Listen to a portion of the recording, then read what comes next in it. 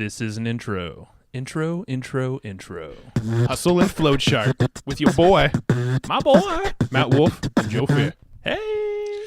What is up, everybody? What is up? Welcome back to the Hustle and Float Chart podcast.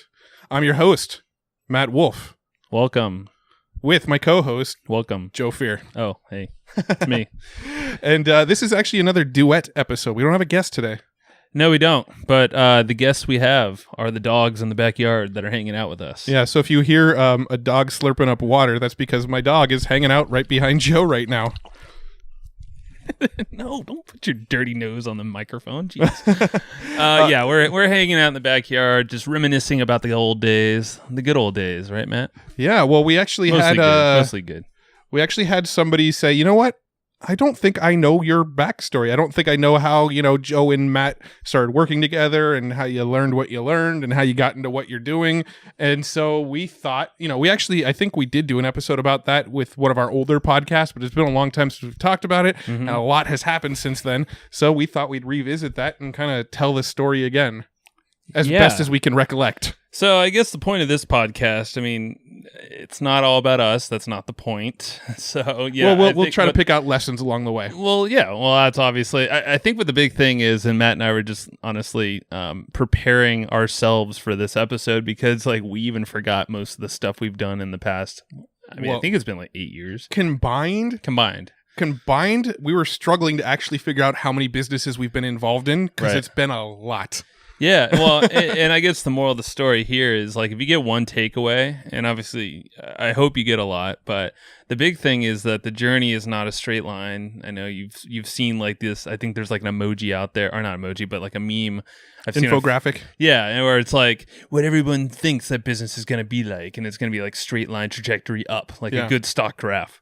But it's in all reality, it's this crazy zigzag thing that goes up, down, and then trajectory slightly goes up, and that's actually that's actually the way you want it, because those zigzags, those getting off course, those other little side projects that seem to happen, those are where all the lessons are learned that are going to eventually lead you to the thing that is the most successful for you. Yeah. So, every single little sidetrack, every single little business that we've had along the way, all of those experiences, all of those people we've met along the way, all of those business models, what's failed, what's worked, all of that, we've learned something from that is now a factor in our current business. We've learned something that we've been able to apply to what we do now. Yeah. So I guess that's what you should take from this, or at least that's my takeaway. Even just planning for this episode is wow. There's a lot of stuff we've done, and it all adds up together. Even though if we're not consciously thinking about what we've failed or did well in the past,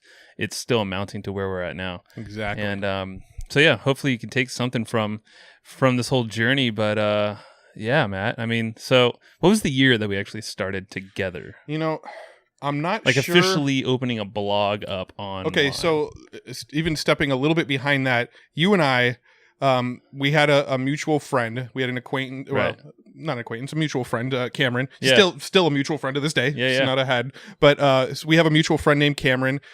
We sort of met through him. I played in bands with Cameron. You played in bands with Cameron. Yeah. That's kind of how we got to know each other. And then I had the guitar. Rocking the guitar.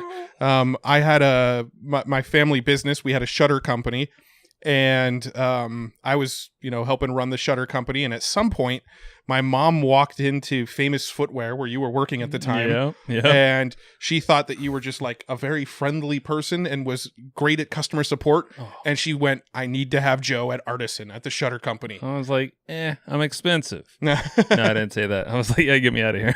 Yeah. So my mom recruited Joe over to the shutter company, and I think it was kind of coincidence. I don't even know if my mom realized that you and I sort of knew each other through an acquaintance. No, she did, but I mentioned it. And somehow I recognized her. There was some exchange there where she knew that we were connected, but we weren't really buddies. Now, do you remember what year you started working at Artisan? Because I have no clue. I don't, honestly. If it's... Hold on.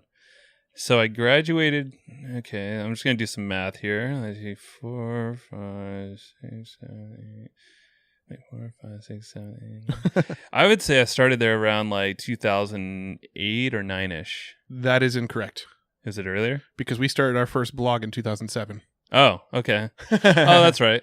Because I'm thinking of the year I graduated, but we're already working together for, I guess, 3 years. Yeah. Okay. So yeah, that would make sense. We started the blog probably a year after I started. So we had a blog. We started a blog called How I Will Be Rich. Joe and I, we actually got really into like personal finance and investing.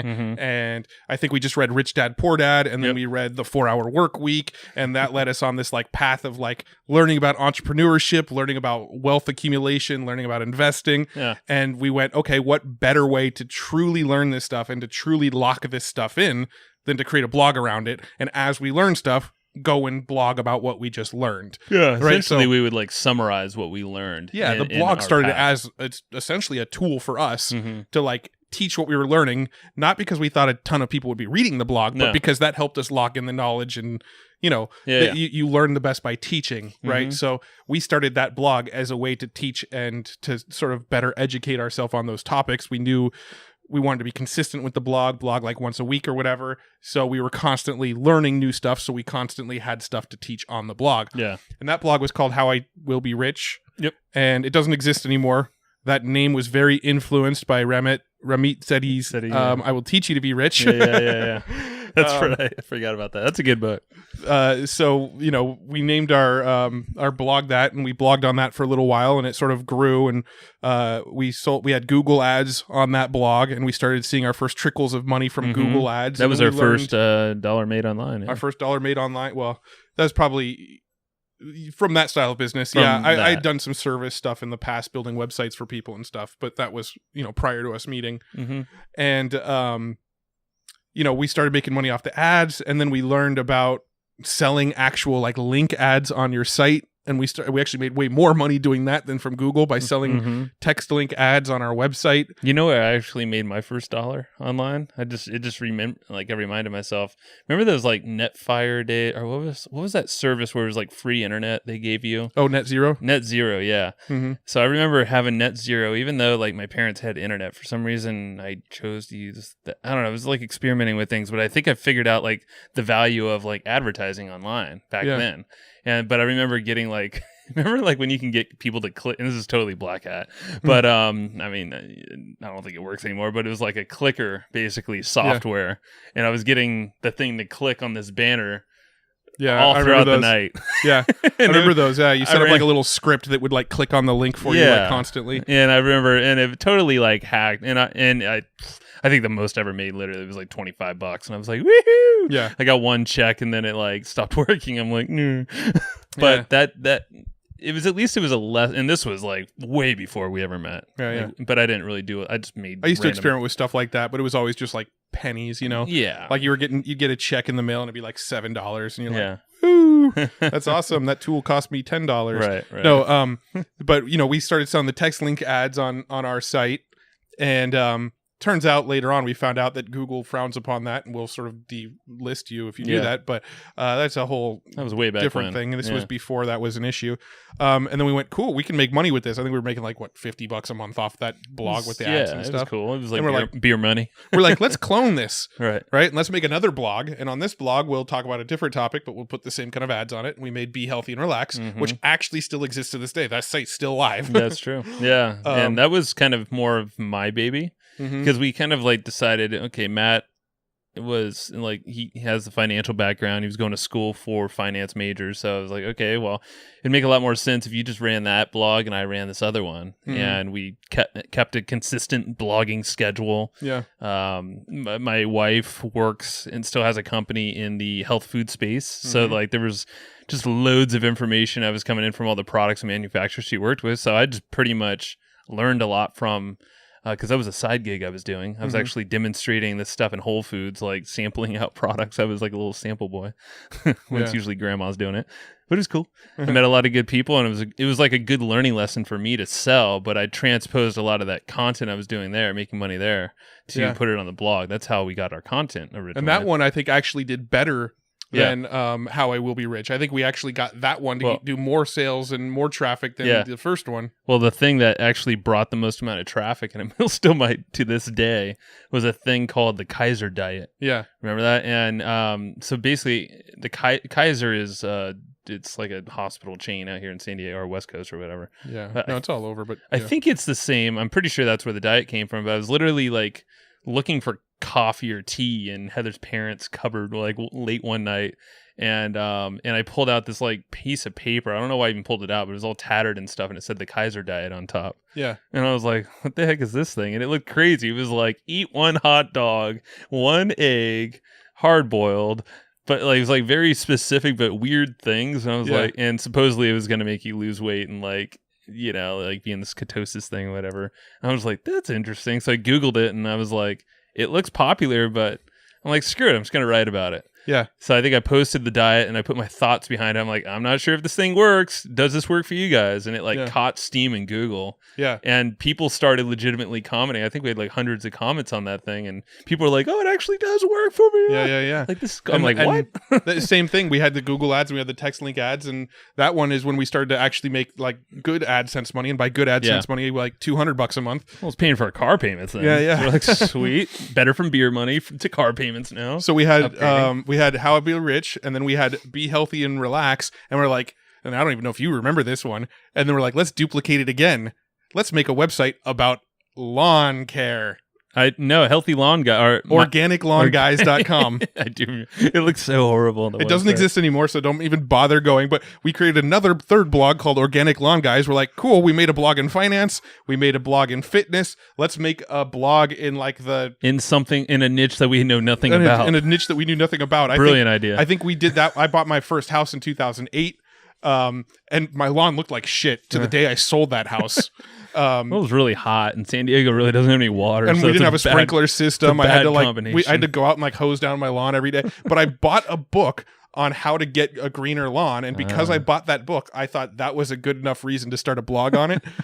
And we started that one, and I don't think that one ever made like a penny. Well, I think we gave up on it after like 3 blog posts, and like we spent 4 hours per blog post. We're like, wow, yeah, we really don't know what we're doing here. Yeah, and so that one just failed. But I Will Teach, or How I Will Be Rich, and Be Healthy and Relax were sort of our first sort of like income generators. And then I think after that, we sort of split. You went to go work for the construction company. I stayed at the shutter company, but the shutter company ended up going under. Well, yeah. I mean, we split, but at the same time, I think the sites were kind of going. But they were still going. We didn't shut them down, but the sites were still going. But they just weren't really. I think that's when text link ads kind of fell off. Yeah. I mean, I think we may have still been making anywhere from $100 to $200 a month off of them. Maybe. Yeah. But we kind of split off. You went to work at a different job. Right. I stayed at the shutter company, but the shutter company ended up going under. Well, I was still in college. Mm-hmm. So I was like finishing out college. I was working the construction job. I was trying to do stuff online. So I was just learning more or less. Like I think we were still in the evenings and afternoons and stuff, we were still kind of getting together and throwing ideas around and testing stuff because those sites were still running. Well, we actually started off. It was is this when Alex came in the picture? Alex Jeffries? Oh, it might have been. I think it was right then. So basically, he's a buddy of ours now, Alex Jeffries, but he's a coach to, I mean, he's probably thousands of people at this point. But we're in his second annual course or whatever it was. I think he ran it. But it was all about basically making your first dollar, growing an online business. And, up until this point, we were kind of just experimenting and learning how just different tactics. We didn't really know strategies, more or less. And it was scary because I don't know how much the course was, like $1,000 or something. I think it was $1,000. So I did not have that kind of money in my account back then. I used a credit card to buy it. Oh, I definitely did too. And I had I remember a long conversation with my wife because just debt is not a cool thing in like her brain, she's kind of taught that. So we did have a website about personal finance. Yeah. So it was like, crap, do we actually fund this with like not our own money? Yeah. But we did, and we talked the wives into it. And I know during that phase specifically, because I think at that point we started kind of doing our own things like personal branding. I know that's when I bought joefear.com, which I still to this day don't even maintain really, but whatever. You got mattwolf.net, I think. But that was like our starting point of branding ourselves as brands. Yeah. As teachers. For me, that all happened. We still we had our blogs going. The shutter company was about to go under. I quit actually before the shutter company went under. I actually left my job. I wrote my boss like a big letter, and it was basically a big FU letter. That's a whole nother story. That's a whole other story. But I quit my job the day before I got married. I was getting married on Saturday. My last day at the job was that Friday before. And that Saturday when I got married, we left to go straight on my honeymoon from that from our wedding. Like that, I think we got back to our hotel room in San Diego at like 11:30 p.m. and we had to be at the airport at like 4 a.m. the next morning to catch our flight to go down to Cozumel for our that must have been scary as I was his best man at the wedding. So it was pretty cool. Just to be like your best man, we got tight quick because I think we just clicked. For some reason it wasn't like Matt and I don't feel like we're like normal business partners per se. It's more like brothers that we definitely act more like brothers that we haven't ever had. Like neither of us have brothers biologically, so we're like cool. So we kind of I don't know, something clicked. And I do remember that though, like you guys leaving. I'm like, but the reason what's he gonna do? I know. I really went on this vacation thinking to myself, I have no clue what I'm going to do when I get back, but for the next week, I'm not even going to think about it. I don't have a job right now. I've got, we had all this money from the wedding, people give you cash and stuff. So I had, we left down to Cozumel with like $2,000 in cash, like in our freaking thing, just from like a wedding money. All in ones in duffel bags. There you go. But right before I left, I bought a book, and it was just a random book. I don't even remember who recommended it or who I heard it from, but it was called How I Made My First Million on the Internet, and it was by Ewan Chia. And that was the first book I ever read that was specifically focused on internet marketing, becoming a marketer on the internet. And it was like very, very focused on list building, growing your email list, and having that asset to market to people. And this was in 2009. Growing that email list to market to people. And so I read that book on the plane flying to Cozumel, and that got my wheels spinning because I had we've had these blogs by this point for 7, 8, 9, 2 years, right? And we weren't building any sort of email list. We just had Google ads. That was it. That was the sole monetization. And I came back and I went, we're doing this wrong. We need to start building mailing lists off this shit. We're having this traffic and we're only getting them once. We're not able to bring them back. We need to build a mailing list. And so that was sort of our my first entry into we need to focus on email marketing. That's where it's at. Right. So I think we went and got I think we used GetResponse at the beginning. We went and got a GetResponse account, and we put GetResponse on Be Healthy and Relax, and I will teach you or How I Will Be Rich. I keep on saying I will teach you to be rich because we kind of ripped off the name. Yeah, we did. But that site doesn't exist anymore. So, Remy, sorry, cool. Remy. So I bought that book, and then we came back, and just by happenstance, I was on Twitter or something, and Justin Brooke, who's actually now a friend of ours as well, Justin Brooke actually, I saw a tweet from him on Twitter that said, if you're thinking about list building, this is the guy to check out.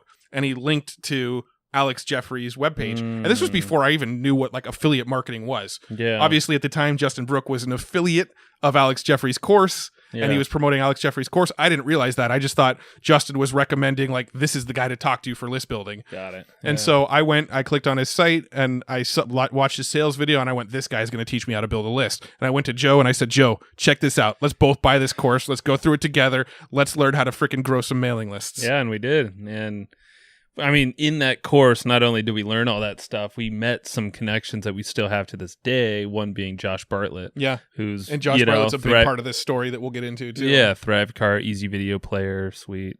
So, and he's still really good buddies. It's I wished him happy birthday yesterday and text, and we've been texting ever since, yesterday.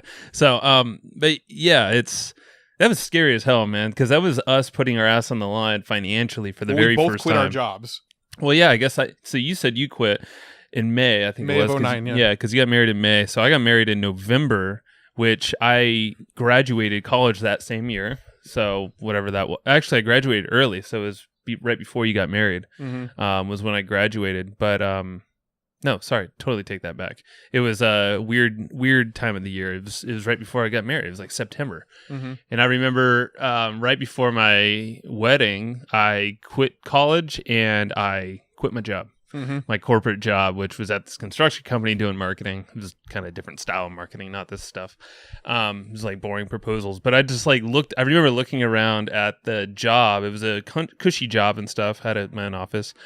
But everyone looked like zombies. Everyone just looked like they hated their life there. Like the guys that were like 50 plus. Yeah. I'm like, do I want to be that guy? Not really. So I was I got everything done quickly. Funny story. That business actually went out of business eventually too. I was going to say that. Yeah. But yeah. So Matt alluded to it, but the company went under, at least the San Diego branch I was at, like 2 months after I quit. So what you're saying is when Joe and Matt aren't involved in a company, they go under. They go down. No, but what I was doing is leveraging that time. So I got all my shit done really quickly for that position, my marketing position. But all the other time, I was pretty much on the clock learning. Like I was going through Alex Jeffries' course. I was reading stuff from Jason Moffat. I remember that very clearly. It was, I think it was the Profit Manifesto or whatever the hell he called it. Some newsletter thing he had. And I remember I was like, man, this guy Moffat's got it figured out. And he's another buddy of ours now too. Yeah. It's like, it's cool to see like Frank Kern. We study a lot of his stuff. We've hung out with him multiple times. We've got a lot of connections through him. So name dropper. I know, but that's kind of it goes in the story. No, I know. It is very relevant to where we're going to get to. It's very interesting that this growth is a weird path. But yeah. So yeah, we quit and then we basically so my mom was freaking out because she's not an entrepreneurial type. My dad isn't either, but so my mom was always like, okay, Heather, my wife, how long are you going to let him do this? And because I wasn't making money for like, I don't know, 6 months or something and just living off of what my wife was getting paid, which wasn't really a lot at the time. So it's like, okay. Yeah. No, I was saying, I mean, our stories along this area are both like very similar. I had some savings built up and Alana worked at State Farm. So, you know, we were living off her income for a little bit. But I didn't have more than like $2,000 in the bank. It was so stupid when I quit. I didn't have really any much money at all. Yeah. But so we went through Alex Jeffries' course, and you mentioned Josh Bartlett, which I do think is, you know, a big piece of our story.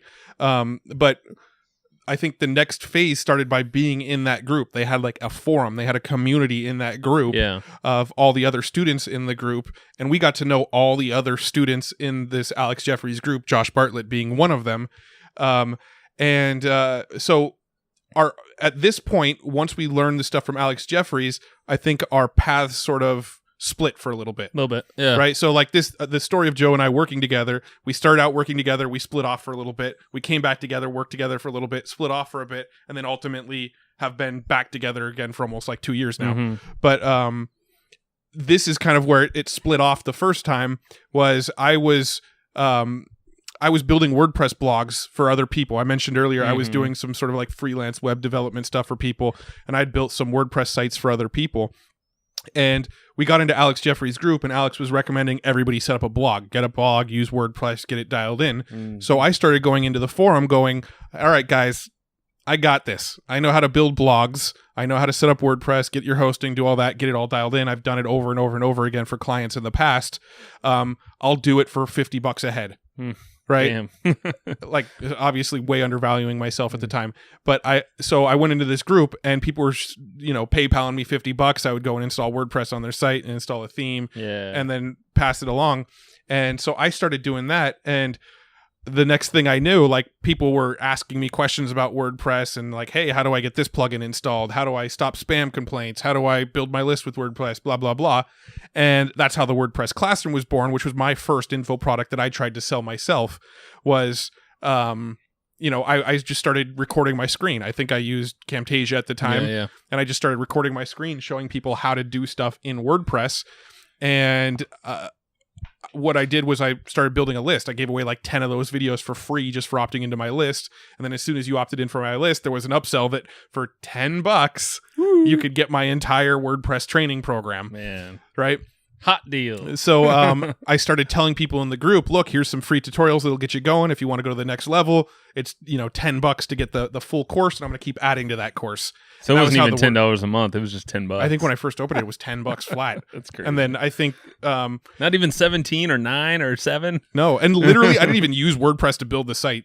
I actually had just like an HTML page with a white background and like a cartoon dude, and I wrote the WordPress Classroom like on a fake chalkboard clip art, and then there was just a list of videos. If you clicked on the video, it like linked you to the like raw video link. We got to archive the video. We got to archive. I think I screenshotted it from archive.org. Or yeah. And that's where Josh Bartlett kind of stepped in. He reached out to me on Skype and said, dude, I don't know if he said these words exactly, but he's like, dude, your site's shit. Let's rebuild it.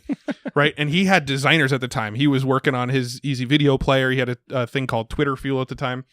And his designs were actually pretty good and really up to date for the times. And he's like, dude, my graphic designer will do that for you in like 15 minutes. Let me him do it for you. Let that guy do it for you. So he redesigned the WordPress classroom site into something a little more decent. And then he was also the one who said, don't charge $10. If you're going to keep adding videos, charge a monthly fee for this thing. Yeah. So that's when I think I changed it from $10 flat to $10 a month to be a member.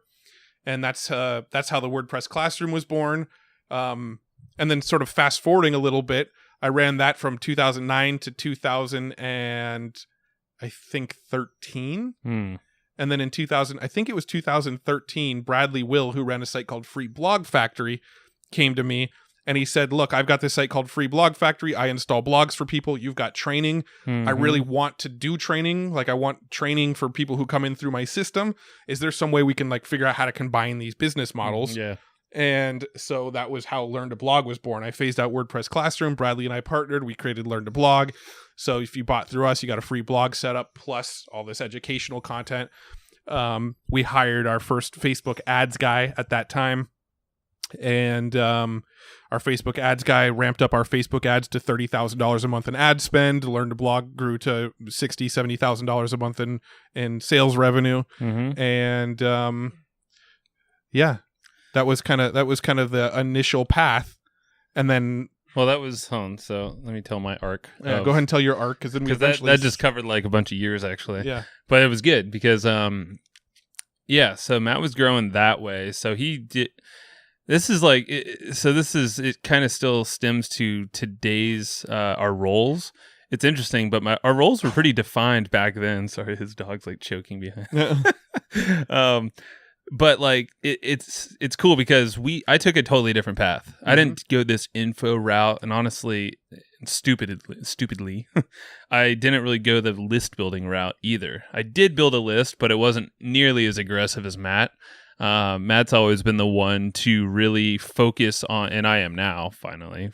Like I paid the price for many years, but I was always focused on working with people. Like, and I know a list of people, but I was always working much more personal with people, so taking on clients and all that stuff. And so I always had a decent skill set in graphic design. Slideshow design, so actually creating videos out of slides. Kind of perfected that at a very early age in my business career. It was around the same time like Video Boss was coming out from Andy Jenkins and all these big launches. But I kind of was doing that prior to that, where essentially VSLs and video sales letters, pre-webinars, when people would create a video, I was there creating the slides and helping people make it look cool online. And again, Josh Bartlett from Alex Jeffrey's group. He was the one that allowed me to essentially create his sales video for Easy Video Player.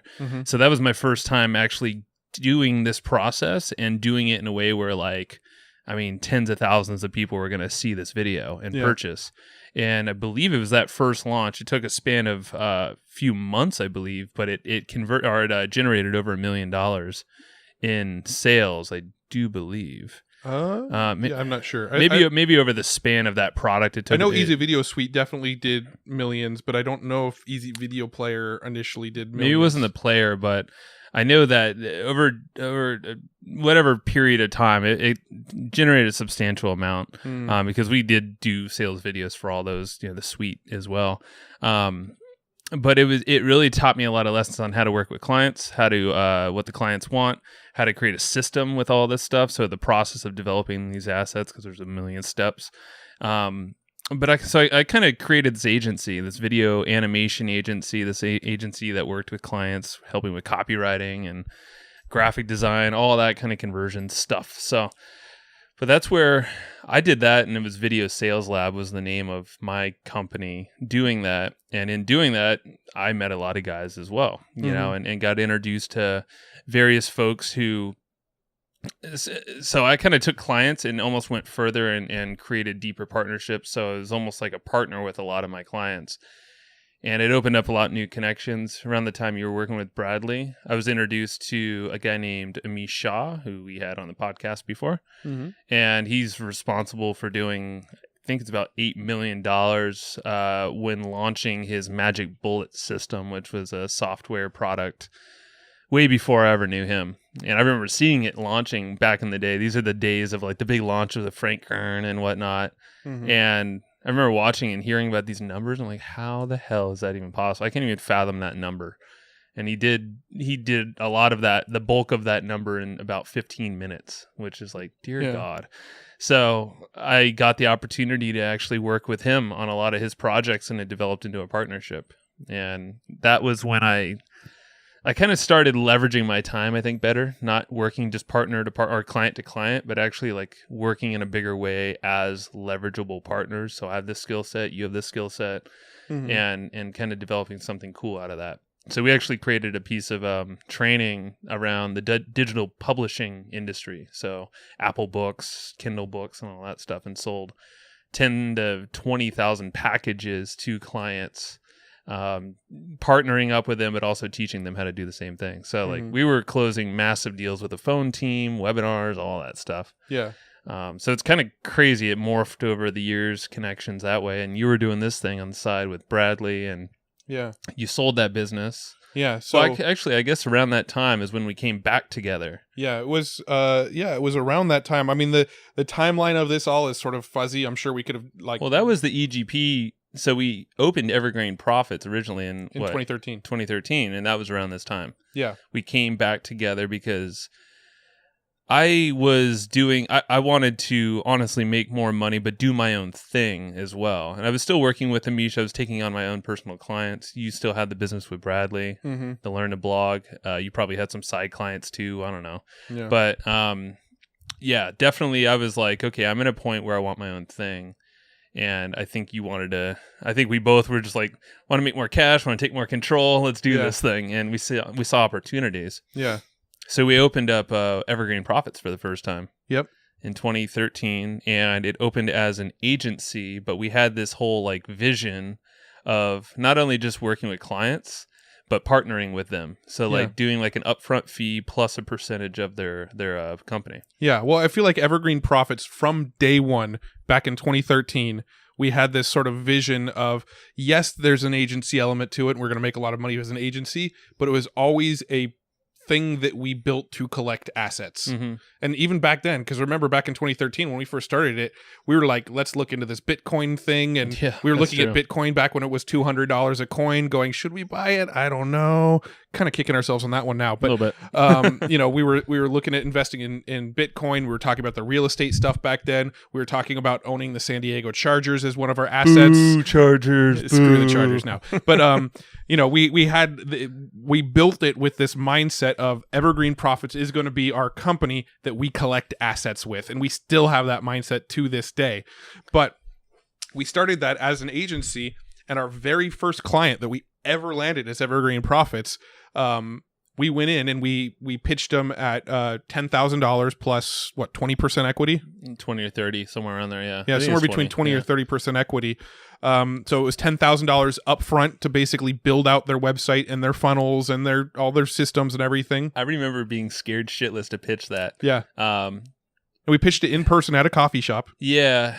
I mean, it was the first time I pitched something that large in person. Yeah. Usually it's been on the phone or with a sales team doing it for me. And it was the easiest freaking thing in the world. It was like he agreed to it in 30 seconds. Yeah. Because, I mean, we knew what this guy's needs were. We knew he had the money. And it was a sweet deal, honestly. He made his investment back in over way time. More. He made, 5x what he paid us. Yeah, but it was like, I remember walking away. I think we drove, it was in La Jolla in San Diego here. Yeah. And we were at a Starbucks. I think we were just pitched him. We were just sitting outside on a little patio set like we are now.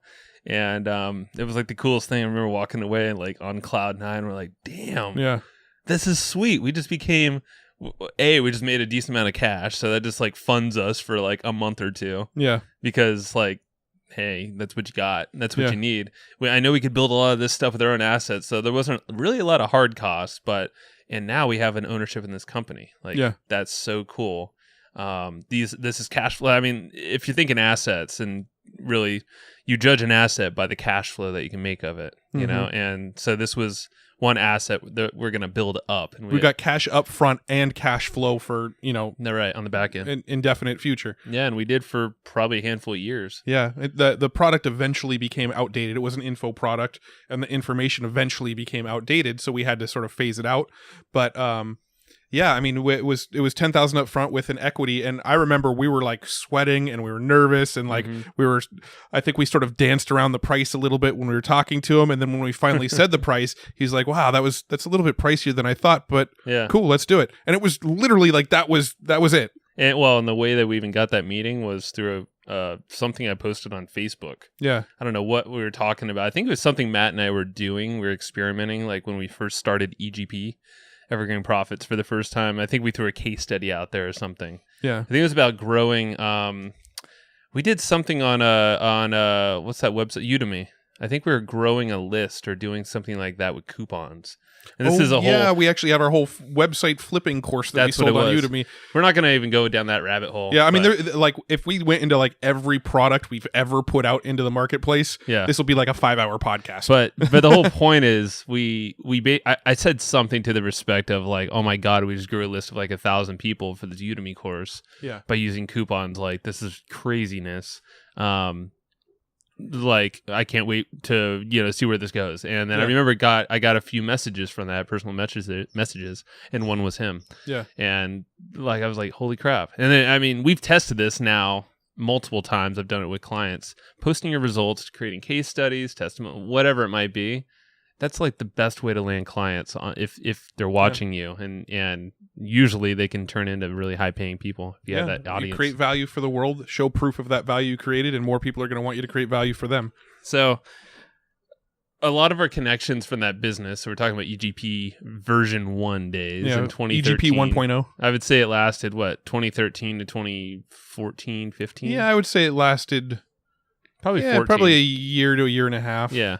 We actually had a little office space up in Marietta that we rented out for $400 a month. Yeah, it was cool though. It was our little. It's actually a legit, like, good size office space too. It was. But so we were a total agency. I think that was the only percentage deal we actually land. Maybe we had one more. Well, we had multiple smaller deals, but that was like I don't think we recreated that deal until like no, because most of what we did after that was people coming to us saying, "Can you just install WordPress for me?" or "Can you design this new page?" And it was stuff that didn't lend itself to any sort of recurring. It was just like to be honest, it was like grunt work. I mean, it was like I think the thing is that it became not leverageable.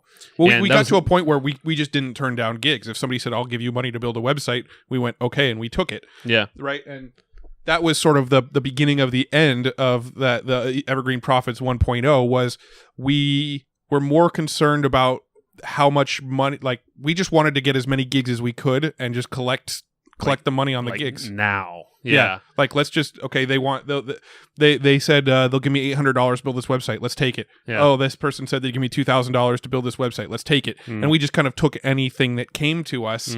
And I think that was sort of the downfall, is that we didn't really set standards for like the type of client we would accept, the type of work we would do for the client. We actually had one gig, and from my recollection, this was probably the last gig we did for EGP 1.0, was we had a gig where somebody came to us and said, "I want you to build me this custom survey funnel where they, it asks them a series of questions back to back to back to back." And this was long before that book Ask ever came out from Ryan Levesque. This was like years before that book. And somebody came to us and said, "I want to create a survey." They answer all these survey questions, and when the survey finishes, it puts them on my sales page, but it also embeds like their score on the sales page from the quiz. And then I also want an email to go out with the score. And it was this very complex custom sort of funnel at the time. Yeah. Nobody was doing quiz funnels. Nobody was taking the results of the quiz funnels and embedding them on a sales page, and also embedding them into the email follow-ups that were going out. There was a couple people that were doing it, but not many. And so we actually brought on board a custom, PHP JavaScript developer to build this system for this client. And it cost us a lot of money.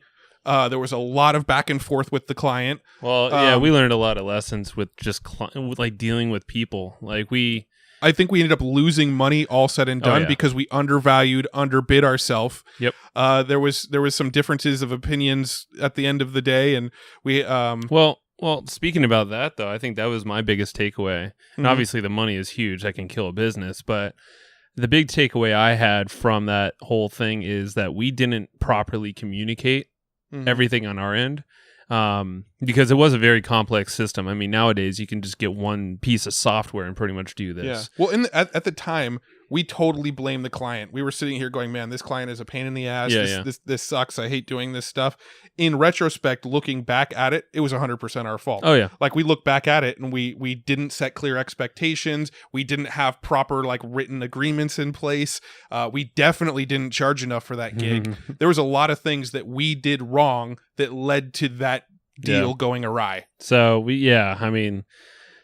so I guess the lesson here, if you're ever working with clients, you got to value yourself and know your value and stick to your value unless you somehow change your terms, but make sure you're getting what you need out of that project. And that's not just to like make a lot of profit. That's just to be surviving. Like, even if you are just, you don't want to just break even, make a little bit, but it's like a progression. Like, I worked with clients for a lot of years now at this point, and I've progressed with my prices have just risen way higher than most people would ever charge. But it's a confidence thing, but that comes from understanding your value. And here's another asset that at the same time we were adding to our portfolio. We wanted a startup in our portfolio at this time. Oh, yeah. And so we teamed up with actually the person who was our last guest on last week's podcast. Yeah. John Margalit. Yeah. We partnered with him to create a business called Toggly, which was very startup-y, right? Like, it had a bunch of different investors in it. John was out there actually trying to raise funding. There were about like 10 investors. From angel investors and things like that. We had a bunch of angel investors on board, and it was this this photography website. It was kind of the same idea as like an Odesk, Upwork, whatever it's called these days. Well, it's like a marketplace, basically. Yeah, it was a marketplace for photographers, basically. In your local area. Yeah, it geo-targeted in your local area. I don't even think the site's live anymore. We tried to look it up earlier and it wasn't even loading. But we built this with John and a team of other people, and because we wanted this startup, we wanted another sort of asset that would pay us dividends and that sort of thing in the business. And we worked with these guys to build this thing, and eventually we sold our shares to the rest of the guys in the company. They basically bought it back from us. They were super cool. Luckily, like, it wasn't like a whole breakup thing where we all hated each other, which a lot of startups will go that route. Yeah. But we basically, I think maybe we were in there for like 6 or 8 months. Like, we kind of were there for a while, all the way to the launch, or maybe right before the launch. And luckily they were super cool, because we just said, like, hey, this is where we're at. This isn't really what we want to do. We're honestly dreading this whole startup culture now that we've been in it. Because like from the outside, it kind of looks sexy with like, oh, you can hang out with people. And it wasn't like we're in Silicon Valley with pool tables everywhere. We were like still in our house working. But there were, I think for us, it was just like so many meetings, so many people that we had to go through to make a decision where we're like, we can't do this, man. Yeah, I mean, for me, the biggest problem with that business was that there was just too many cooks in the kitchen, right? Yeah. There was, we had an idea, and if we wanted to implement it, we had to kind of pass it by other people before we can implement it. And, half the people might like the idea, half the people might not like the idea. And it felt very difficult to push forward quickly because there was so much decision by committee. And that's just kind of how the startup world works. It's nothing against anybody we worked with. We still love all those guys. Yeah. But, for the way we've always worked with our internet businesses, it was always just go, go, go. When we wanted to build something, we just built it. When we wanted to test something, we tested it. When we wanted to drive ads to something, we paid the money and drove the ads. We didn't, there was no sort of decision process. We just went for it. Yeah. And with this, there were so many decisions, so many people that had opinions, so many different ideas, conflicting marketing strategies. And it became tough for us. And so during this sort of EGP 1.0 investing in Toggly, we it just became too difficult for us, and it wasn't the way we enjoyed working. So we basically went to them and said, hey, would you guys mind buying out our stake in this company? Yeah, because we put some money in as well as being sweat equity. Yeah. But so luckily they were able to, I think it was like, I don't know, just like a handful of $1,000 or whatever. But at the time, like Matt and I were like, shit, that really helps. Yeah. Like anything that we can get out of it was great, because like for us, we're just like, man, we can give value, but our hearts aren't in it. So it's not the best approach. So that was, I think that was actually the end of, it was around the time, that's when EGP. So those were kind of our last two projects with EGP right there. EGP 1.0 was the like Survey Funnel and Toggly. No more after that, huh? I think those two projects kind of simultaneously happening Fizzled, and not sort of ending the way we wanted them to end was kind of like, okay, we're done with this client work thing. We're done with the agency thing. Well, see, and that's around the time I think I started working with Amish again. And that this time it was more of a role as a project manager / really coordinator for the whole business, like of his business. So it was teaching a lot of meditation topics. It was info product based, but that was my point where, and I don't know if this was me not working directly with Matt and me like, all right, brother, I'm not going to learn this list building shit. Like, for some reason, I had a hard time like really understanding list building in my brain. I was more of the hustle, and that's a whole hustle and flow chart. Like, this is where the name kind of stems from too, a little bit. Is I always I'm like, no, I could figure out how to get more clients. I can make enough money doing that. It's very lifestyle based-esque, but definitely not systemized. It wasn't until I really started working with Amish that we were dealing with like 4 different online properties that I had to manage, that I had to systemize with things like Asana, things with like he was on I don't know, some CRM. It was like Infusionsoft or Entreport. Yeah. But either way, there were systems I had to start managing that I never was responsible for prior to that. And seeing this though, and then I was dealing with a company that was making a lot more money than I ever have as well. Yeah. So then I saw what was possible when you actually start creating these systems. And I'm like, holy shit, I don't think I'm really that far away from doing this kind of stuff myself. And with the stuff that Matt and I have done, I mean, knowing that he's done a lot of info product stuff, I've done a lot of this other creative work, client work, and connecting. But now I'm syncing it all together in this project management role. It wasn't what I wanted to do long term, but it was like a good learning time. So I wasn't scared to, and it was hard, and a lot of it was like I needed the money at the time, honestly. But it was a time where I was just like, I'm just going to get paid and learn, and do really good work, but know that there is going to be an exit for me. I don't know what it's going to be, but it's going to be bigger than I ever been before in my previous businesses. And I don't know, that was around the time. What were you doing then? So Learn to Blog, let's see. I sold Learn to Blog in 2015. Because you still had Learn to Blog around the time EGP 1.0 was going. Yeah, Learn to Blog was still running at that time. That was just kind of like, I was doing them both. That was actually sort of part of the falling out was, my partner Bradley at the time wanted me to be kind of all in, all focused on Learn to Blog. I wanted to kind of do some stuff on the side. So I felt like I had more upside potential, more income. So I was kind of splitting my time between the two businesses. So yeah, I can't remember if I sold in 2014 or 2015. Now I'm thinking it might have been 2014 or either way. No, it would have been 2015. Yeah, I sold it in February of 2015. Okay. And then when I sold Learn to Blog in 2015, I immediately went and partnered with Josh Bartlett at the time also. This was actually after EGP sort of phased out. You were working with Amish. We weren't doing EGP stuff anymore. I sold my share and Learn to Blog, and then I partnered with Josh Bartlett immediately after that, and we launched a series of products and a podcast. We are Beyond the Hype podcast. We launched a product called FB Uncovered, all about Facebook ads, and then we launched a product called VidForce, all about how to make effective sales videos and that sort of thing. And that was in 2015. We did those. Josh went off to put more focus on his software business. So we stopped making info products together around, the end of 2015 or so. I don't even think that stuff lasted a full year. So I think towards the end of 2016, he went off to focus on building things like ThriveCart and to whatever his next video platform is going to be. He started working on that a little bit more.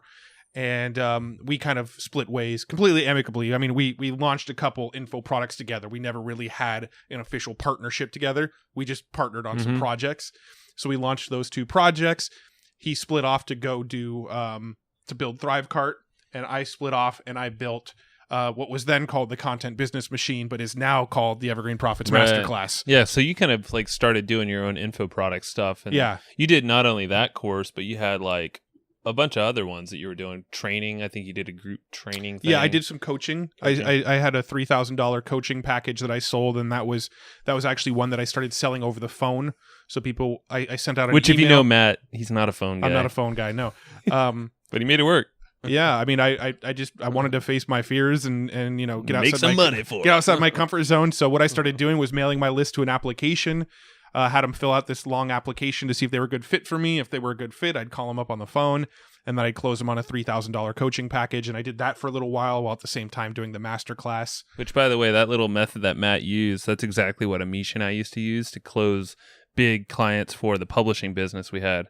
We literally run like webinars to his list, filter people out, sell them on this application, and then like I would kind of manage and work with the sales team to close them on the phone. And like you could totally do this in any niche you're in. So yeah, I launched a whole bunch of other little info products during the time too.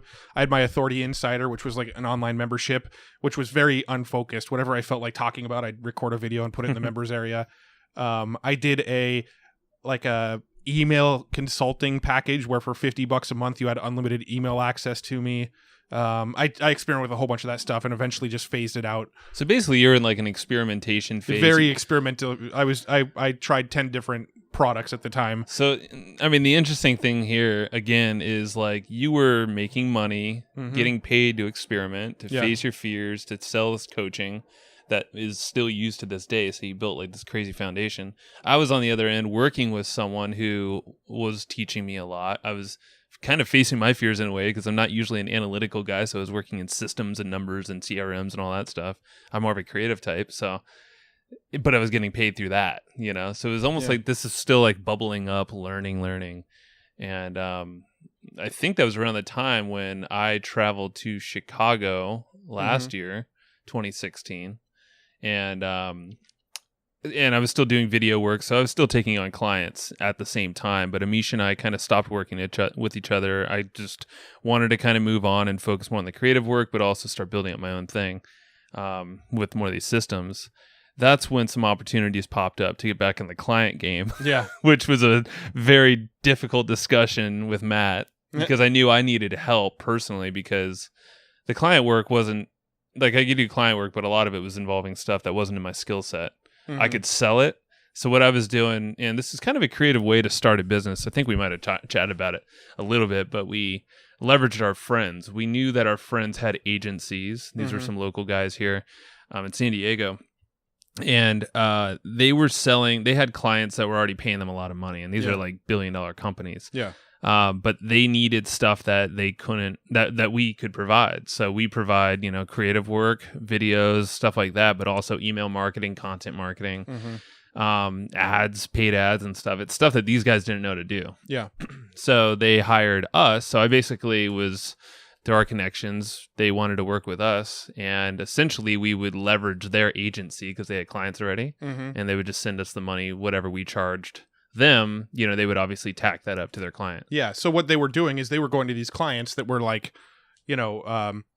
like billion-dollar companies, literally billion-dollar companies, and they would say, okay, we'll do all your website building and maintenance and marketing and handle all this stuff. It's going to cost you $50,000 a month to do it. Right. And then what we would do is we'd go to them and we'd say, okay, we'll handle this, and this, these 4 things, and we'll charge you $5,000 a month.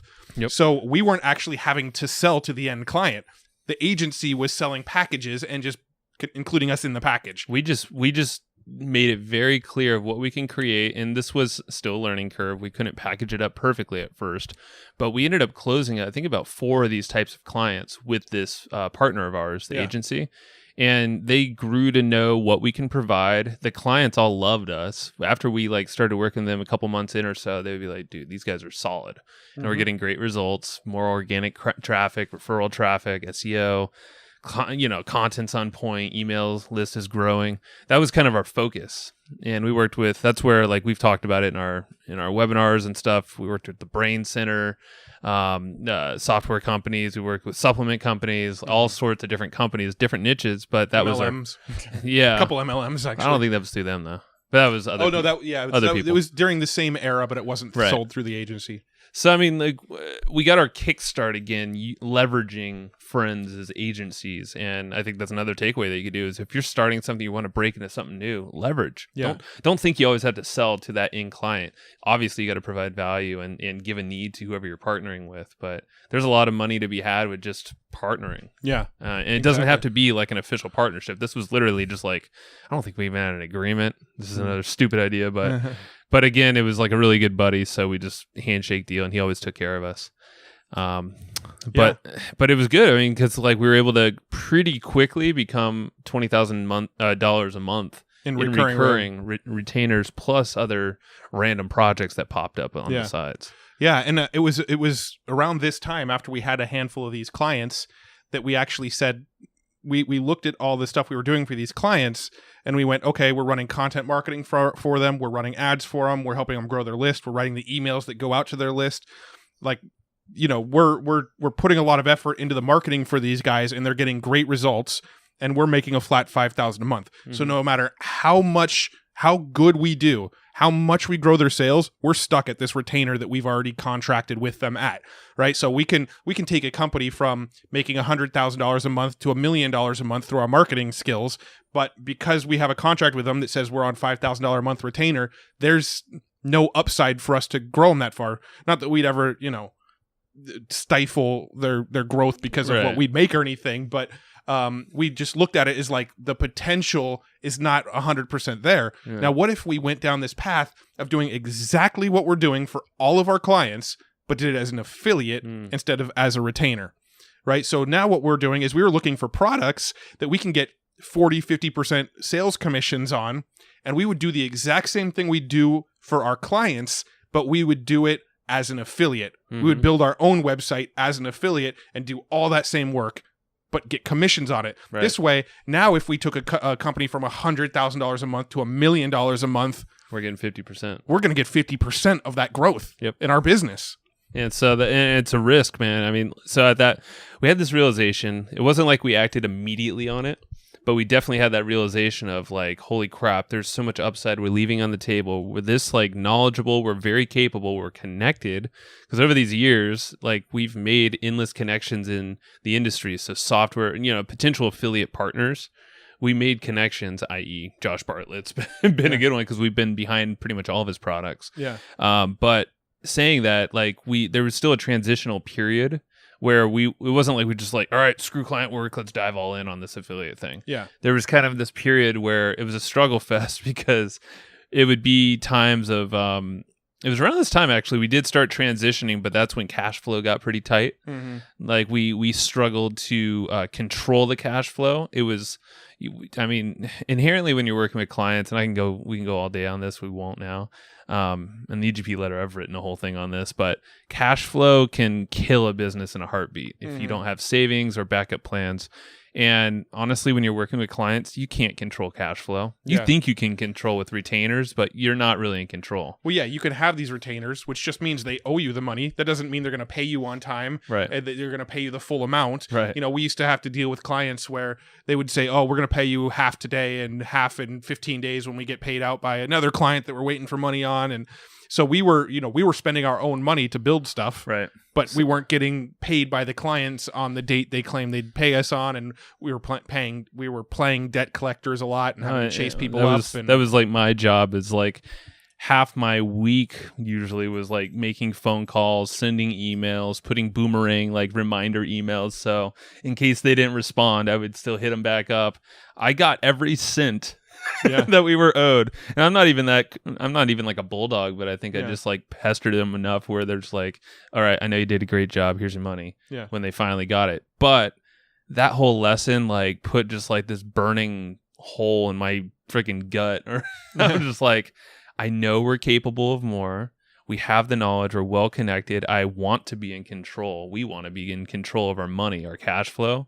I mean, Matt bought a house in San Diego. I think at this time I was still in Chicago. No, I came back because I was only in Chicago for a few months, but we were renting. Mm-hmm. But either way, like we're still growing. Like my wife's growing her business too, separately. But we're like, man, we need to start transitioning. And this was the time where a couple of these clients actually started dropping off from us. Yeah. And it wasn't for us per se. It was like it was actually the other stuff they were doing with the partner agencies. They just didn't really have a need for them anymore. Yeah. So, or another thing, and this is another lesson for an agency owner. If you work with a big company who has a marketing manager, and if that marketing manager leaves, typically you're fired. Yeah. Like you ain't gonna, your days are numbered. So if you ever see that your marketing contact or whoever contacted a company has left, I would start looking for a new replacement. Also, I'd try to save that client. Right. But it's because you got to think, like, whoever's coming in new usually has their different perception of things. They usually have their guys. They have their guys, their good old boys club that they're going to send, the project to. And you can't, even unless you have like dirt cheap pricing, which you don't want to do. Obviously, we talked about that. Then you're out. And that's pretty much what happened. So it was cool because at this period, and this was late 2016, probably this time last year. Probably, yeah. It forced us to like make this transition, and fortunately, this is when some of our affiliate promotions started making money for us. Yeah, and it was still tight times because it was transitioning, but it allowed us to save some money to create these systems like Matt talked about in affiliate marketing, and it's worked out, and that's when EGP Letter was born. Yeah, well, the EGP Letter overlapped with the client work a little bit because when we first released the EGP Letter, we basically released it as, look, we're working with these clients. Some of them are even billion-dollar companies. We're building all this stuff for them. Subscribe to our newsletter, and in this newsletter, we're going to show you the various things we're doing for these massive companies. You're going to learn from the things we're creating and the results we're getting for these massive companies. When we started the EGP Letter, that was the basis of it. We've got our agency, and we're going to teach what we're doing in that agency. And over these years, and this is no joke, because we did tally up the numbers, and it basically amounted to $100 million that we helped generate. It's not meaning that we generated that ourselves. We generated some of this, but that was for other clients that we worked with. And like we're saying, we worked with multiple billion-dollar companies. Obviously, it's to move that needle. You can move it kind of a little bit and still generate massive gains. Yeah. But these are the types of strategies that, like, we saw this potential. We're like, dear God, if we can make this kind of money for all these clients, why aren't we getting paid anywhere near that? Yeah. Like, we're worth so much more. Yeah. So that's where the EGP Letter came in. That's where the EGP Masterclass came in. And that's why we got out of the client work and started doing the same stuff we did for clients, but doing it for affiliates instead. Yeah. So now the business model today is we've got our EGP Letter where we show exactly the various strategies we're using to promote affiliate products and our own courses. We've got our own courses, a chatbot course, our master class. We're working on an affiliate marketing course right now. So we've got our courses, we've got our newsletter, and we've got our affiliate promotions. And that is the entire business model. And then the business from here, looking forward, looking into the future, is all about collecting assets. Right. It's all about, our next sort of phase of Evergreen Profits is dabbling in real estate. We're looking at a property in Estes Park, Colorado. We're looking at a property up in Bozeman, Montana. So we're looking into purchasing properties around the country and using those for rental income. That's as important. I mean, anything assets. Yeah. Like we're looking. We can go so in the past year during all of this, Matt and I have studied a lot with asset and wealth development as well, and we've kind of really honed back again on the original thing we opened up Evergreen Profits about, and that was to build assets, but use business as a tool to build those assets. It's not that this business is just going to exist and this is how we're going to make our money. This money is going to be parlayed into other things that work for us and create a cash flow. So it's things as lame sounding as funding an IRA. Yeah. Like that's something that I'm ruthless about, is maxing out my IRA every single year in index funds using Wealthfront. I highly recommend everyone to do that. Just at least check out Wealthfront because it's sweet, because you can start seeing your projection when you retire, quote unquote retire. Maybe you're 50, maybe you're 66, or maybe you're 70, whatever amount. But it gives you a projection on what's possible when you compound your money. But you could do that with any kind of asset. You can compound that with real estate. So that's why Matt said, we'll start getting into real estate. We have a lot of partners that will invest with us. Mm-hmm. So it's like with real estate, a lot of people feel like they need to have the money themselves for the down payment and then the monthly. But it's like, no, you literally don't have to have any money up front if you partner with folks that have money and you provide more value in whatever the sweat is or management of the property. People will partner with you. And so it's us getting creative in how to build this wealth using EGP, what we're doing as a tool. Yeah, absolutely. And it's been a game changer. And I think this month is our best month we've ever had. Well, we're only, 5 days into the month? We're recording this on September 5th. I believe so. So this is September 5th. Obviously, you probably know by now if you're listening to this podcast, we don't record the day they go live. But we're recording this on September 5th. And 5 days into the month, we're on pace to have our best month ever. Right. Well, I guess I was going to say, the last 30 days has been our best. The best 30-day period. Yeah, correct. But September will be our best month we've ever had in business. So things are looking up and doing good. And I think what we should do now, just to wrap this thing up, is I'm going to say sort of my big lessons, my big takeaway from this whole journey, and then you could share yours. That might be the same damn thing, but I'll share mine. We'll see. So my sort of biggest lesson, biggest takeaways from this journey we've been on is that you should have 3 focuses in business, right? Focus number 1, connect and build true relationships with as many people as possible, right? Because what got us from point A to point B where we are today has been those relationships. It's been my relationship with Joe. It's been the relationship we built with Josh Bartlett, the relationship you built with Amish Shaw, Bradley Will. The list goes on and on and on of all these people we've partnered with over the years. We're partnered with Brad Spencer now, somebody we've talked to for years and years about partnering with. Everybody that we've had on this podcast are all people we have relationships. John Margulies, who we did Toggly with, who knows frickin' Warren Buffett and Bill Gates and people like that. It's kind of a good guy to know, right? He's a good guy to know. So, point number 1, build as many relationships and connections as you can, but strong relationships. Like, become friends with the people, not acquaintances, not just like, oh, I know a guy who knows a guy. Build relationships with people. You know a good way to do that, and this is what I do, and this is not because I'm trying to hack it, but literally just like send them a text message on their birthday. Yeah. Like, it's something that sounds stupid, but if you see them on Facebook saying, like, people wishing a happy birthday, text them. More often than not, they're going to text you right on back, and you're going to be top of mind. You're breaking through that clutter, and you become more of a deeper friend because you're thinking about them. So that's my sort of number 1 takeaway, is that, build those strong connections. Number 2 takeaway is, try to accumulate knowledge and understanding of as much as possible. And a lot of times that doesn't necessarily come from content. Accumulating knowledge and really trying to understand as much as possible oftentimes comes just as much from those connections as it does from the content you consume. I would say I've probably learned way more business lessons over the years from the people I've worked with than from the books or blog posts or podcasts that I've, consumed. Yeah. Right. I've learned so much from people like Josh Bartlett, who have, talked to me about different pricing strategies and different design strategies for my website, and partnering with him and watching behind the scenes of him running a launch.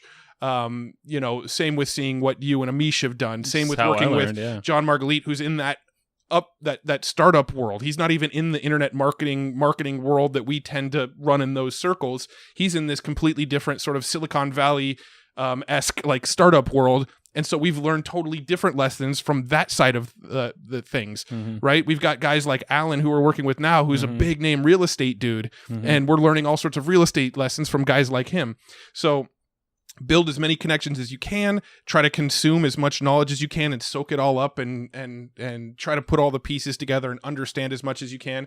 And then the third lesson is always be focused on assets. How do I add one more thing to my business that's going to add a recurring revenue to my life? Right? And it doesn't always have to be big. We'll add stuff to our business that'll generate an extra $100 a month. We'll add stuff to our business that'll generate an extra $10,000 a month. But how do I consistently find new assets to plug into the business that's going to add an additional recurring revenue stream? And then how do I take that recurring revenue stream and parlay it into another asset? And how do I take that recurring revenue stream and parlay it into another asset? And how do I continually collect and level up my assets? And those are my 3 biggest takeaways from this journey we've been on so far. That's all? I'm just kidding. 3 biggest. I didn't say all. No, biggest. Those are pretty. Those are awesome.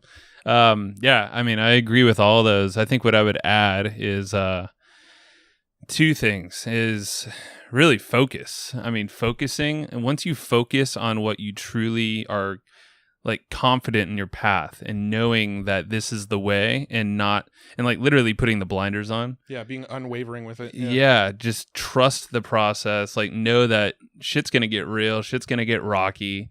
It's never going to be always easy. You know, you might have really good, easy feeling days, but don't let off the gas, because the second you do that, I mean, you just lose all kind of momentum. But stick the course. You know, don't give up when it gets tough. Fight through. It's true grit. John Marguerite said that on his podcast as well.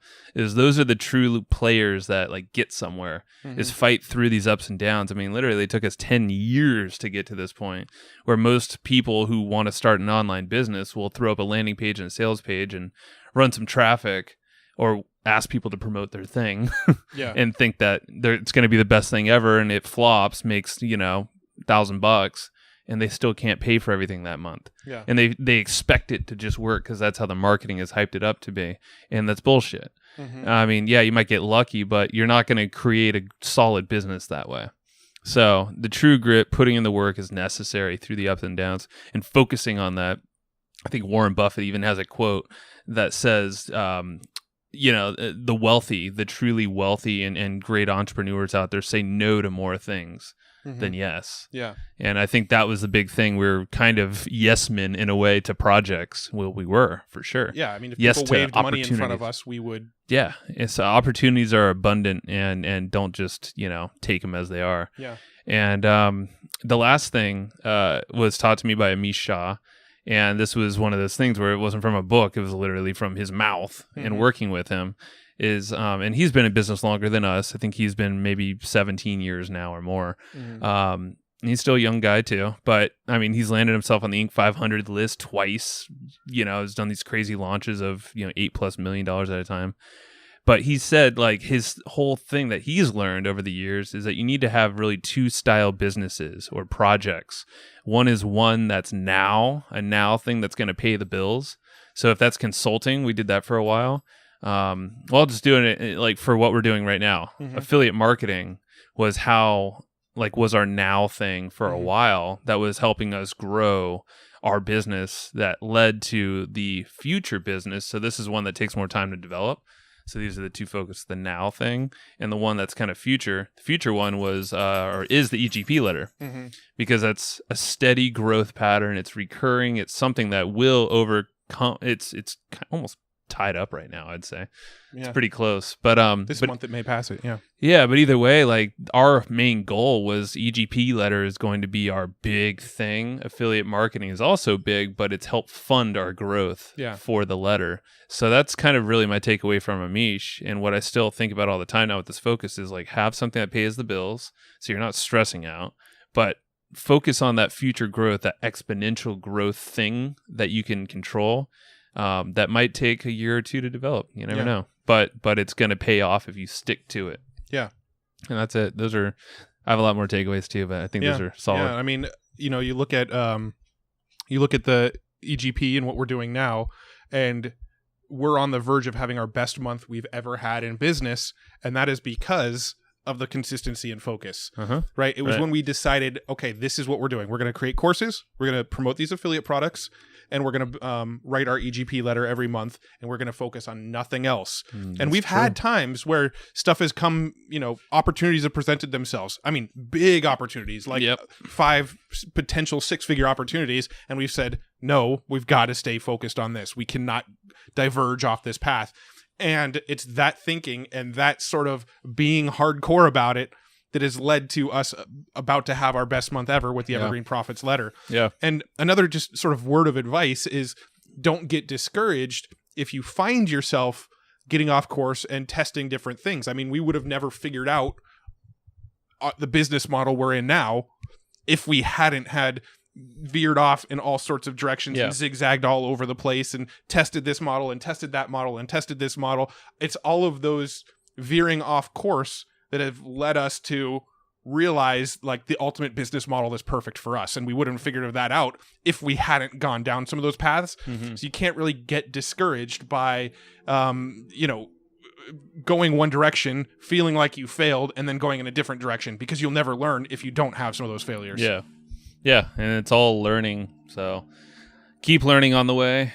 And they're all learning moments. They're not total failures, but just stay the path. For sure. I think that's the biggest thing, and we hope to do a recap episode or maybe an update episode in a couple years. Yeah, we'll see where in a things couple go. years we'll have an episode called "How We Turned Our 6-Figure a Month Business into a 7-Figure a Month Business." Yay!